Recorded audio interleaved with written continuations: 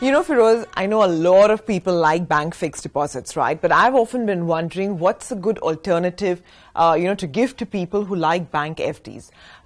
Is a fixed maturity plan the right fit in that sense? I mean, like a bank FD on an adrenaline rush? You're absolutely right, Sumera. I think we as Indians love our fixed deposits. That's exactly why there's so much more money in fixed deposits than in equity in India. And FMPs are certainly a good alternative for a fixed deposit investor. So as the name denotes, a FMP or a fixed maturity plan has a fixed or predefined maturity, and they're closed-ended debt funds. As you rightly pointed out, Sumera, a closed-ended fund begins on a specific day and closes at another specific day. So all investors who have invested in the beginning need to stay invested till the end, and there could be no fresh investors who can enter this fund during the life of that fund. If an existing investor wishes to quit the game, he needs to sell it to another person and not back to the asset management company.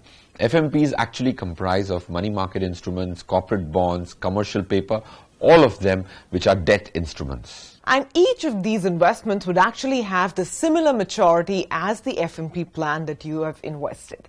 But Feroz, what are the risks that are associated with it? Of course, there would be risks to investing in an FMP. The primary risk is the liquidity risk, because if you invest in an FMP, you are not able to take back your money unless you found yourself another buyer whom you could sell your units to. So that's the primary risk. The second risk is if you buy bonds or commercial paper and in turn lend to corporates, if the corporate does not have the capacity to repay it back, and if that risk happens, that risk, which is called the credit risk, fructifies.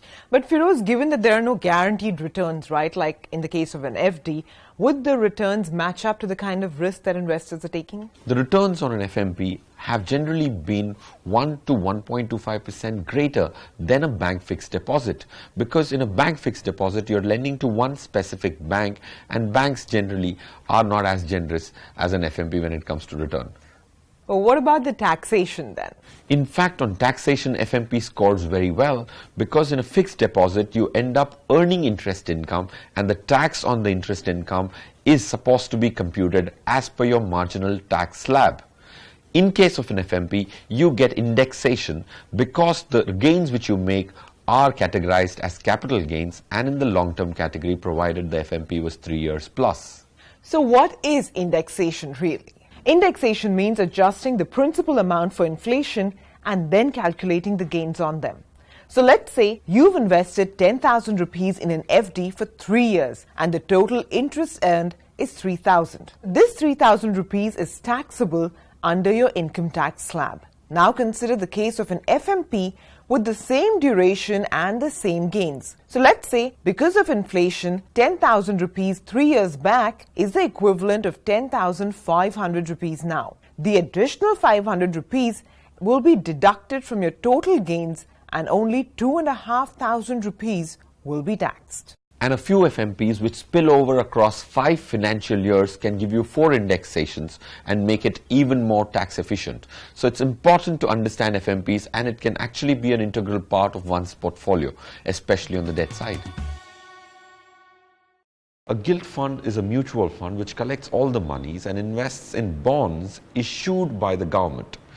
The government borrows money from individuals like you and me, or even a mutual fund manager, to bridge the gap between its income and expense for a particular year. A mutual fund which actually has several bonds of different maturity of Indian government is called a gilt fund.